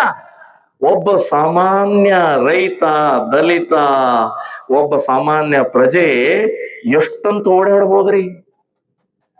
ಏನೂ ಇಲ್ಲ ದಾಖಲೆ. ಇವತ್ತು ಅದಕ್ಕೆ ಸರಿಯಾಗಿ ತಲೆ ಮೇಲೆ ಕುಟ್ಟಿ ವಕ್ಫ್ ಬೋರ್ಡ್ಗೆ 44 ಅಮೆಂಡ್ಮೆಂಟ್ ಬಿಲ್ ಅನ್ನ ಪಾಸ್ ಮಾಡಿದಂತಹ ನರೇಂದ್ರ ಮೋದಿ ಅವರಿಗೆ ಸಾವಿರ ಪ್ರಣಾಮಗಳನ್ನು ಹೇಳ್ತಾ ಇದ್ದೀನಿ, ಅಭಿನಂದನೆಗಳನ್ನು ಹೇಳ್ತಾ ಇದ್ದೀನಿ ನಾನು. 9 ಲಕ್ಷ ಎಕರೆ ಯಾರಪ್ಪಂದ್ರಿ ಹೀಗೆ ಬಿಟ್ಟಿದ್ರೆ ದಾಂಡೇಲಿ ಪೂರ್ತಿ ವಕ್ಫ್. ನಾವು ಮಂಗ್ಯ ಆಗಿ ಅಲ್ಲಿ ಕಾಡಿಗೆ ಹೋಗ್ಬೇಕಾಗ್ತಿತ್ತು, ಕಾಡಿಗೆ. ಅದಕ್ಕೆ ನರೇಂದ್ರ ಮೋದಿ ಅವರು ಯೋಚನೆ ಮಾಡಿ ಇವತ್ತು 44 ಅಮೆಂಡ್ಮೆಂಟ್ ತಂದಿದ್ದಾರೆ. DC ರಿಸ್ಪಾನ್ಸಿಬಲ್, DC ಇಬ್ಬರಿಗೂ ನೋಟಿಸ್ ಕೊಟ್ಟು ನಿಮ್ ಕಡೆ ಏನ್ ದಾಖಲೆ ಇದೆ ತಗೊಂಡು ಬನ್ನಿ ಅಂತ ಹೇಳಿದ ಮೇಲೆ ರಿಜಿಸ್ಟರ್ ಆಗತ್ತೆ. 2 ಮಹಿಳೆಯರನ್ನ ಸೇರಿಸಿದ್ದಾರೆ, 2 ಹಿಂದೂಗಳನ್ನ ಸೇರಿಸಿದ್ದಾರೆ. ಹಿಂದೂಗಳನ್ನ ಯಾಕೆ ಸೇರಿಸಿದ್ರಿ ಅಂತ ಕಾಂಗ್ರೆಸ್ನವರು, ಬೇರೆ ಪಕ್ಷದವರು ಬೊಂಬಡಿ ಹೊಡಿತಾರೆ. ಬೊಂಬಡಿ ಹಿಂದೂಗಳನ್ನ ಯಾಕೆ ಸೇರಿಸಿದ್ರಿ? ನೀವು ಮುಜರಾಯಿ ಇಲಾಖೆಯ ನಿಮ್ಮ ಇದರಲ್ಲಿ ಯಾರಾದ್ರೂ ಹಿಂದೂಗಳನ್ನ ಸೇರಿಸ್ತೀರಿ ಅಂತ ಕೇಳಿದ್ರು. ಮುಜರಾಯಿ ಇಲಾಖೆ ದೇವಸ್ಥಾನ, ವಕ್ಫ್ ಬೋರ್ಡ್ ದೇವಸ್ಥಾನ ಅಲ್ಲ, ಸರ್ಕಾರದ ಒಂದು ಡಿಪಾರ್ಟ್ಮೆಂಟ್, ಮುಸ್ಲಿಮರ ಒಂದು ಡಿಪಾರ್ಟ್ಮೆಂಟ್ ರೀ ಅದು, ಧಾರ್ಮಿಕ ಸಂಸ್ಥೆ ಅಲ್ಲ. ಯಾರು ಬೇಕಾದವ್ರದ್ದು ಜಾಗ ತಗೊಂಡು ಅದನ್ನ ನುಂಗಿ ನೀರು ಕುಡಿದ್ರೆ ಅಲ್ಲಿ ಆ ಹಿಂದೂ ಕೇಳ್ತಾನೆ, ಇದು ಹಿಂದೂಗಳದ ಜಾಗ, ನಿಮ್ದ ಜಾಗ ಅನ್ನೋದಕ್ಕೆ ದಾಖಲೆ ಏನು ಅಂತ ಕೇಳಿದಾಗ ನೈ ದೇಂಗೆ ಹಮ್ ದಾಖಲೆ ನೈ ಛೋಡೆಂಗೆ, DC ಹೇಳೇ ಬಿಟ್ಟ ಈಗ, ನೈ ಛೋಡೆಂಗೆ. ಬಂಧುಗಳೇ, ಈ ರೀತಿಯ ಅನಾಹುತಗಳು ಈ ದೇಶದಲ್ಲಿ ಸಾವಿರ ನಡೀತಾ ಇದ್ದಾವೆ. ಅದಕ್ಕೆ ಒಂದೇ ಉತ್ತರ, ಹಿಂದೂ ಸಮಾಜ ಜಾಗೃತಿ ಆಗ್ಬೇಕಾಗಿದೆ, ಹಿಂದೂ ಸಮಾಜ ಒಗ್ಗಟ್ಟಿನಿಂದ ನಿಂತ್ಕೊಳ್ಬೇಕಾಗಿದೆ, ಹಿಂದೂ ಸಮಾಜ ಧೈರ್ಯದಿಂದ ಶೌರ್ಯದ ಮೂಲಕ ಎದ್ದು ನಿಂತ್ಕೊಳ್ಳುವಂತಹ ಅವಶ್ಯಕತೆ ಇವತ್ತಿನ ದಿನ ಇದೆ. ಈ ರೀತಿಯ ಬೇಕಾದಷ್ಟು ರೀತಿಯ ಅನಾಹುತಗಳು ನಡೀತಾ ಇರುವಂತಹ ಸಂದರ್ಭದಲ್ಲಿ ನಾವು ಜಾಗೃತಿ ಆಗಲಿಲ್ಲ ಅಂದ್ರೆ ಆಮೇಲೆ ಪಶ್ಚಾತ್ತಾಪ ಪಟ್ಟು ಏನೂ ಪ್ರಯೋಜನ ಇಲ್ಲ. ಕಾಶ್ಮೀರದ ನಂತರ ಕೆಳಗಡೆಗೆ ಕೇರಳಕ್ಕೆ ಬನ್ನಿ, 40% ಹಿಂದೂಗಳು ಉಳಿದಿದ್ದಾರೆ, ಓನ್ಲಿ 40%. ಇನ್ನು 60% ಹಿಂದೂಗಳು ಎಲ್ಲ ಹೋದ್ರು, ಸತ್ರ, ಕೊಂದ್ರ, ಮತಾಂತರ ಮಾಡಿದ್ರ, ಓಡಿಸಿದ್ರ, ಏನ್ ಮಾಡಿದ್ರು? ಎಲ್ಲವೂ ಆಗಿದೆ, ಆಗ್ತಾ ಇದೆ, ನಡೀತಾ ಇದೆ. ಪಶ್ಚಿಮ ಬಂಗಾಳ 9 ಜಿಲ್ಲೆಗಳು ಇವತ್ತು ಬಾಂಗ್ಲಾದೇಶದಿಂದ ಬಂದಂತಹ ಮುಸ್ಲಿಮರ ಆಡಳಿತದಲ್ಲಿ ಇದೆ. 9 ಜಿಲ್ಲೆ. ಅಲ್ಲಿ ದುರ್ಗಾ ಪೂಜೆ ಇಲ್ಲ, ಈಶ್ವರನ ಪೂಜೆ ಇಲ್ಲ, ದೇವಿ ಪೂಜೆ ಇಲ್ಲ, ನಡೆಯಂಗಿಲ್ಲ. ಹಿಂದೂ ಹೆಣ್ಮಕ್ಳು ಹೊರಗಡೆ ಹೋಗಂಗಿಲ್ಲ, ಹಿಂದೂಗಳ ವ್ಯಾಪಾರ ಇಲ್ಲ.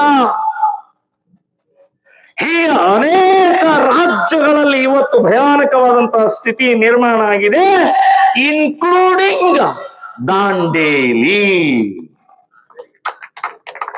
ಚಪ್ಪಾಳೆ ಹೊಡಿಬೇಡ್ರು.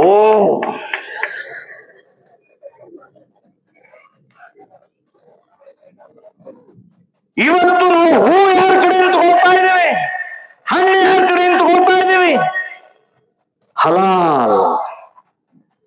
ಹಲಾಲಿಗೆ ವಿರೋಧ ಇಲ್ಲ.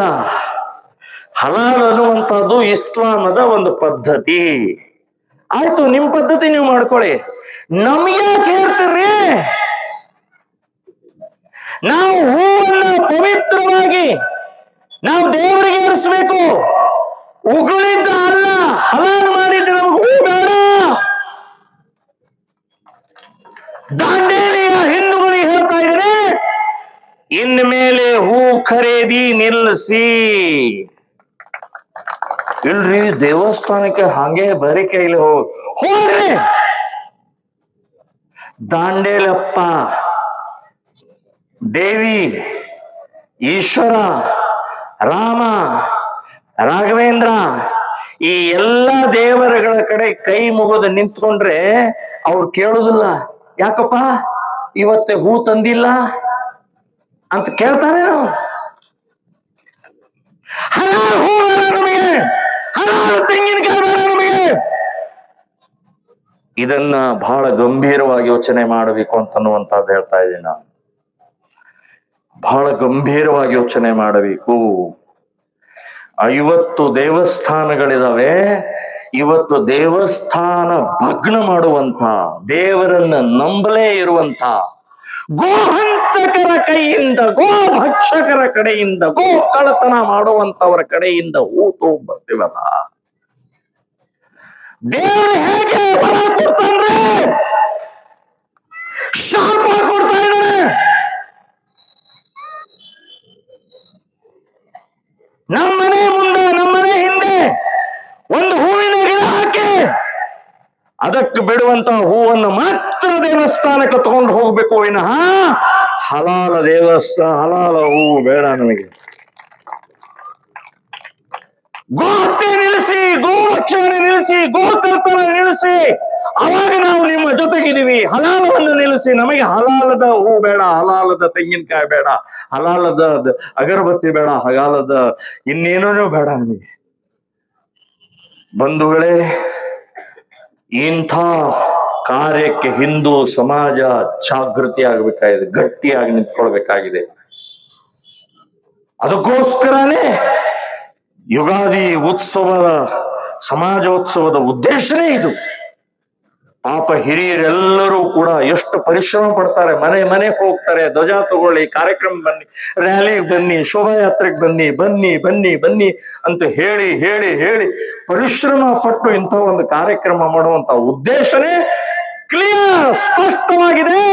ಹಿಂದೂ ಸಮಾಜದಲ್ಲಿ ತಾಕತ್, ಹಿಂದೂ ಸಮಾಜದಲ್ಲಿ ಒಗ್ಗಟ್ಟು, ಹಿಂದೂ ಧರ್ಮದ ರಕ್ಷಣೆಗೋಸ್ಕರ ಒಂದು ಉತ್ಸವ ಆಗಬೇಕು ಅನ್ನುವಂತ ಇದೇ ಸಂದೇಶವನ್ನು ನಾವು ತಗೊಂಡು ಹೋಗ್ಬೇಕಾಗಿದೆ. ಮನೆ ಮನೆ ಹೇಳಬೇಕಾಗಿದೆ, ಮುಂದಿನ ಯುಗಾದಿಗೆ ಈ ಗ್ರೌಂಡ್ ಸಾಲೋದಿಲ್ಲ, ಈ ಗ್ರೌಂಡ್ ಸಾಲೋದಿಲ್ಲ, ದೊಡ್ಡದು ಇಡೀ ಪ್ರತಿಯೊಬ್ಬರ ಮನೆ ಬೀಗ ಹಾಕಿ ಬರ್ಬೇಕು, ಇಲ್ಲಾಂದ್ರೆ ಬೀಗ ಬೇರೆಯವರು ಹಾಕ್ತಾರೆ ಅನ್ನುವಂತ ಸಂದೇಶವನ್ನ ನಾವೆಲ್ಲರೂ ಕೊಡಬೇಕಾಗಿದೆ. ಕೊನೆಯದಾಗಿ ಒಂದು 4-5 ವಿಷಯವನ್ನ ನಿಮ್ಮ ಮುಂದೆ ಇಡ್ತಾ ಇದ್ದೇನೆ. ಒಂದು, ಹಿಂದೂ ಸಂಘಟನೆಗಳಿಗೆ ಬೆಂಬಲಿಸಬೇಕು. ಅದು RSS, ವಿಶ್ವ ಹಿಂದೂ, ಬಜರಂಗ ದಳ, ಶ್ರೀರಾಮ್ ಸೇನೆ, ಹಿಂದೂ ಜಾಗರಣ, ಇನ್ಯಾವ್ಯಾವ ಹಿಂದೂ ಸಂಘಟನೆಗಳಿದಾವೆ ಎಲ್ಲದಕ್ಕೂ ತನು ಮನ ಧನದಿಂದ ಬೆಂಬಲಿಸಬೇಕು. ತನುಮನ ಧನದಿಂದ. ದೇವಸ್ಥಾನಕ್ಕೆ ಮಠಗಳಿಗೆ ದುಡ್ಡು ಹಾಕೋದು ನಿಲ್ಲಿಸಿ, ಹಿಂದೂ ಸಂಘಟನೆಗಳಿಗೆ ಬಲ ತುಂಬಿ, ನಿಮ್ಮ ಹುಡುಗಿ, ನಿಮ್ಮ ಮಗಳು, ನಿಮ್ಮ ತಂಗಿ, ನಿಮ್ಮ ಅಕ್ಕ ಯಾರಾದ್ರೂ ಲವ್ ಜಿಹಾದದಲ್ಲಿ ತೊಡಗಿದ್ರೆ ಹಿಂದೂ ಸಂಘಟನೆಯವರು ತಕ್ಷಣ ಜಾಗೃತರಾಗಿ ಆ ಹುಡುಗಿಯನ್ನ ಬಚಾವ್ ಮಾಡುವಂತಹ ಪ್ರಕ್ರಿಯೆ ಹಿಂದೂ ನೆಘಟನೆಗಳು ಮಾಡ್ತಾವೆ ವಿನಃ ಈ ರಾಜಕಾರಣಿಗಳು, ಈ ಪೊಲೀಸರು, ಈ ಇನ್ಯಾವುದೋ ಸರ್ಕಾರ ಯಾರೋ ಏನು ಮಾಡುವುದಿಲ್ಲ ಅನ್ನೋದು ನೆನಪಿಟ್ಕೊಳ್ಳಿ. ನಾವು ನಿಮ್ ಮಗಳನ್ನ ಉಳಿಸೋದು ನಾವು. 18 ವಯಸ್ಸಾದಂತ ಹುಡುಗಿ, 21 ವಯಸ್ಸಾದಂತ ಹುಡುಗ ಏನಾದ್ರೂ ಅಕಸ್ಮಾತ್ ಲವ್ ಜಿಹಾದ್ದಲ್ಲಿ ಪೊಲೀಸ್ ಸ್ಟೇಷನ್ಗೆ ಹೋದ್ರೆ ಪೊಲೀಸರು ಕೈ ಎತ್ತಿ ಬಿಡ್ತಾರೆ. ಅವ್ರ ಮೇಜರ್ ಇದಾರೆ, ಅವ್ರು ಹೇಳ್ತಾ ಇದಾರೆ ನಾವೇನ್ ಮಾಡಕ್ ಆಗಲ್ಲ ರೀ ಅಂತ. ಆ ಮಾಡಕ್ ಆಗಲ್ಲ ಅಂತ ಹೇಳಿದ ನಂತರ ಮುಂದಿನ ಕೆಲಸ ನಾವು ಮಾಡ್ತೀವಿ. ನಾವು ಮಾಡಿ ಆ ಹುಡುಗಿಯನ್ನ ಬಚಾವ್ ಮಾಡುವ ತನಕ ಬಿಡುವುದಿಲ್ಲ. ನಾನು ಶ್ರೀರಾಮ ಸೇನೆ ಪ್ರಾರಂಭ ಮಾಡಿ 20 ವರ್ಷ ಆಯ್ತು. 4760 ಹುಡುಗಿಯರನ್ನ ಯಾರು ಲವ್ ಜಿಹಾದ್ ಮುಸ್ಲಿಮರ ಜೊತೆಗೆ ಓಡ್ ಹೋಗಿದ್ರು ಅವರನ್ನು ವಾಪಸ್ ತಂದು ಮನೆಗೆ ಸೇರಿಸಿದ್ದೇವೆ.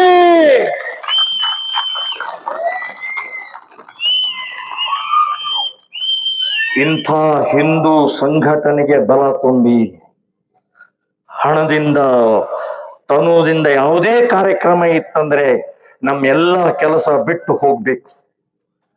ಗೋಮಾತೆ ಒಂದೇ ಒಂದು ಆಕಳು ಕಸಾಯಿ ಖಾನೆ ಹೋಗ್ತಾ ಇದೆ ಗೊತ್ತಾದ ತಕ್ಷಣನೇ ನಮ್ಮೆಲ್ಲ ಕಾರ್ಯಕರ್ತರು ಹೋಗಿ ಅಲ್ಲಿ ನಿಲ್ಲಿಸ್ತಾರೆ. ಆ ಆಕಳನ್ನು ಉಳಿಸುವಂತ ಕೆಲಸವನ್ನ ಮಾಡ್ತಾ ಇದೀವಿ. ಮತಾಂತರ ಆಗ್ತಾ ಇದೆ, ನಮ್ಮ ಕಾರ್ಯಕರ್ತರು ಇಮ್ಮಿಡಿಯೇಟ್ ಹೋಗ್ತಾರೆ, ತಡಿತಾರೆ, ಹೋರಾಟ ಮಾಡ್ತಾರೆ, ಜೈಲಿಗೆ ಹೋಗ್ತಾರೆ, ಕೇಸ್ ಹಾಕೊಳ್ತಾರೆ.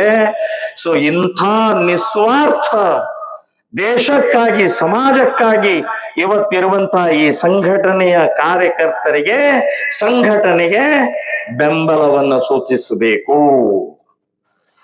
ನಂಬರ್ 2, ಇವತ್ತು ಪ್ರಭುಗಳು ಹೇಳಿದ್ರು ಸ್ವದೇಶಿ ವಸ್ತುಗಳನ್ನೇ ಖರೀದಿ ಮಾಡಿ. ಚೀನಾ ವಸ್ತುಗಳು ಇವತ್ತು ಬಹಳಷ್ಟು ಪ್ರಮಾಣದಲ್ಲಿ ಬಂದಿದ್ದಾವೆ. ಚೀನಾ ವಸ್ತುಗಳನ್ನ ಬಹಿಷ್ಕಾರ ಹಾಕಿ ಸ್ವದೇಶಿ ವಸ್ತುಗಳನ್ನ ಖರೀದಿ ಮಾಡಿ ಹಲಾಲ ಮುಕ್ತ ವಸ್ತುಗಳನ್ನ ಖರೀದಿ ಮಾಡುವಂತ ನಿರ್ಧಾರ ಮಾಡಬೇಕು. ಗೋಹಂತಕರ, ಗೋಭಕ್ಷಕರ, ಗೋ ಕಳ್ಳತನ ಮಾಡುವಂತವರ ಜೊತೆಗೆ ವ್ಯಾಪಾರ ವ್ಯವಹಾರ ಇಲ್ಲ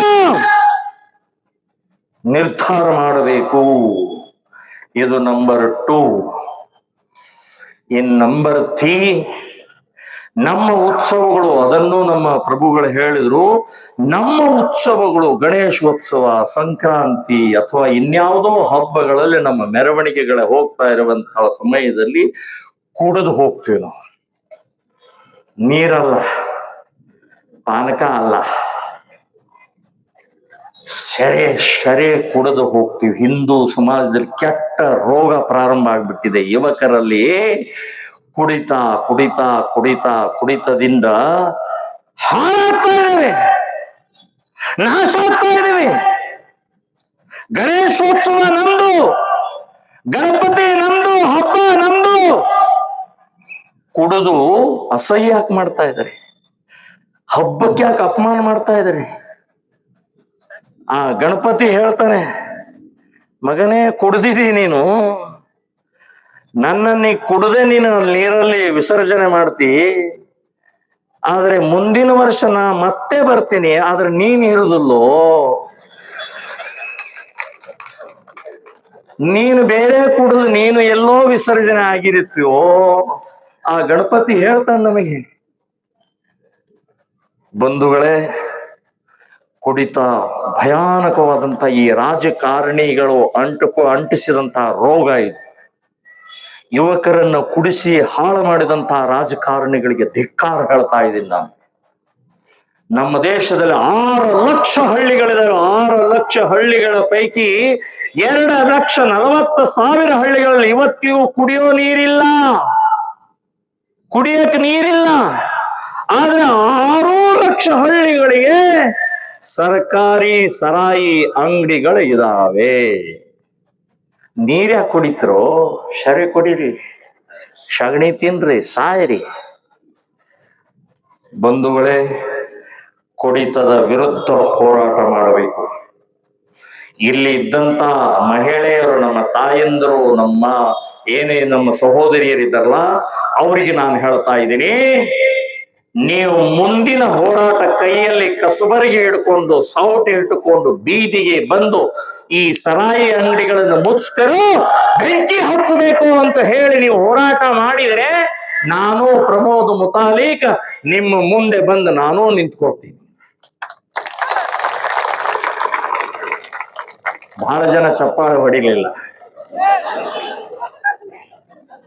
ಮುತಾಲಿಕರು ಯಾಕೋ ನಾವು ಕುಡಿಯೋರಪ್ಪ, ನಮ್ ದುಡ್ಡು, ನಮ್ ಶರೀರ, ನಾವು ಕುಡಿಯೋ ಅಂತ ಇವತ್ತು ಬಹಳಷ್ಟು ಜನ ಚಪ್ಪಾಳೆ ಹೊಡಿಲಿಲ್ಲ. ಬಂಧುಗಳೇ, ಕೈ ಮುಗಿದು ಕೇಳ್ಕೊಳ್ತಾ ಇದ್ದೀನಿ, ಬಹಳ ಕೆಟ್ಟ ರೋಗ, ಕೆಟ್ಟ ಈ ಪರಂಪರೆ ಕುಡಿತದಿಂದ ಮುಕ್ತಾಗಿ ದೇಶವನ್ನು ಸಮೃದ್ಧಿ ಮಾಡೋಗೋಸ್ಕರ, ಹಿಂದೂ ರಾಷ್ಟ್ರ ನಿರ್ಮಾಣ ಮಾಡೋಗೋಸ್ಕರ ನಾವು ಇವತ್ತಾಗಲೇಬೇಕು, ಬೆಳಿಲೇಬೇಕು ಅನ್ನೋದು ನೆನಪಿಟ್ಕೊಳ್ಳಿ.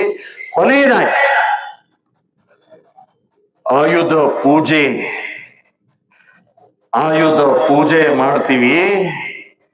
ಟ್ರ್ಯಾಕ್ಟರು, ಸ್ಕೂಟರು, ಸ್ಪಾನರು, ಪುಸ್ತಕ, ಪೆನ್ನು, ಇದು ನಮ್ಮ ಆಯುಧಗಳಿವೆ.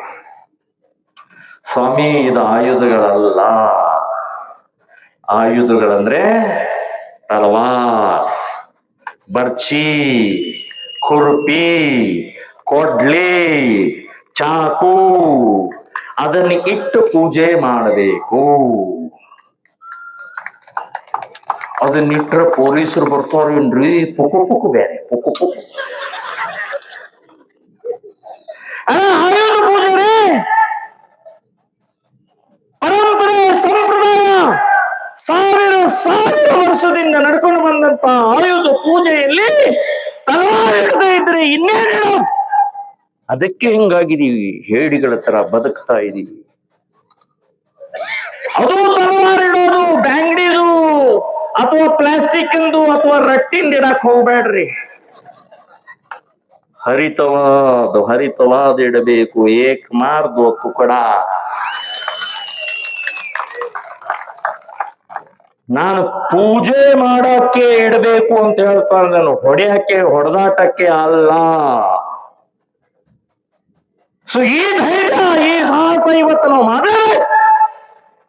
ನಾನು ಯಾವಾಗಲೂ ಹೇಳ್ತಾ ಇದ್ದೀನಿ, ಪೊಲೀಸರು ಬಂದು ಕೇಸ್ ಹಾಕ್ತಾರೇನ್ರಿ ಅಂತಂದ್ರೆ, ಪೊಲೀಸ್ ಸ್ಟೇಷನ್ಗೆ ನೀವು ಹೋಗಿ ಆ ಆಯುಧ ಪೂಜೆ ದಿನ ಕಂಪ್ಲೇಂಟ್ ಹಾಳೆ ಪೂಜೆ ಮಾಡೋದಿಲ್ಲ, ಚಾರ್ಜ್ ಶೀಟ್ ಪೂಜೆ ಮಾಡೋದಿಲ್ಲ, ಮಿನಿಟ್ ಬಕ್ ಪೂಜೆ ಮಾಡೋದಿಲ್ಲ, ಬಂದೂಕಿನ ಪೂಜೆ ಮಾಡ್ತಾರ್ರಿ. ಬಂದೂಕಿನ ಪೂಜೆ. ಅವರೇ ಬಂದೂಕಿನ ಪೂಜೆ ಮಾಡಬೇಕಾದ್ರೆ ನಮಗೆ ಯಾಕ್ರಿ ಪುಕು ಪುಕು ಕೇಸ್ ಅವ್ರ ಮೇಲೆ ಹಾಕೋಣ. ಹಾಗಾದ್ರೆ ಬಂಧುಗಳೇ, ಧೈರ್ಯ ಬೇಕಾಗಿದೆ, ಶೌರ್ಯ ಬೇಕಾಗಿದೆ, ಇವತ್ತಿನ ದಿನದಲ್ಲಿ ಕ್ಷಾತ್ರತ್ವ ಬೇಕಾಗಿದೆ. ಮರಿಬೇಡಿ ಛತ್ರಪತಿ ಶಿವಾಜಿಯನ್ನ, ಮರಿಬೇಡಿ ಭಗತ್ ಸಿಂಗ್ನನ್ನ, ಮರಿಬೇಡಿ ನಮ್ಮ ಡಾಕ್ಟರ್ ಅಂಬೇಡ್ಕರ್ನ್ನ, ಮರಿಬೇಡಿ ಚಂದ್ರಶೇಖರ್ ಆಜಾದ್, ಸಾವರ್ಕರ್, ಕಿತ್ತೂರು ರಾಣಿ ಚೆನ್ನಮ್ಮ, ಅಬ್ಬಕ್ಕ ದೇವಿ, ಝಾನ್ಸಿ ರಾಣಿ ಲಕ್ಷ್ಮೀಬಾಯಿ. ಮರಿಬೇಡಿ, ಅವರ ರಕ್ತ ಹರಿತಾ ಇದೆ ನಮ್ಮಲ್ಲಿ. ಹೇಳಿಗಳ ತರ ಬದುಕೋದು ಬೇಡ. ಶೌರ್ಯದಿಂದ, ಧೈರ್ಯದಿಂದ ಈ ಸಮಾಜ ಕಟ್ಟೋಗೋಸ್ಕರ, ಮೆಟ್ಟಿ ನಿಲ್ಲೋಗೋಸ್ಕರ, ದುಷ್ಟರನ್ನ ಮೆಟ್ಟಿ ಹಿಂದೂ ರಾಷ್ಟ್ರ ಕಟ್ಟೋಗೋಸ್ಕರ, ಈ ಡಾಕ್ಟರ್ ಜಿ ಅವರ ಕನಸನ್ನ ನನಸು ಮಾಡೋಗೋಸ್ಕರ 100ನೇ ವರ್ಷದ ಈ ಶತಾಬ್ದಿಯ ದಿನದಲ್ಲಿ RSS ಕನಸು ನನಸು ಮಾಡಬೇಕಾಗಿದೆ. ನಾವೆಲ್ಲರೂ ಅದಕ್ಕೆ ಸಿದ್ಧಾಗೋಣ ಅಂತ ಹೇಳಿ ನನ್ನ ಮಾತನ್ನ ನಾನು ಮುಗಿಸ್ತಾ ಇದ್ದೀನಿ.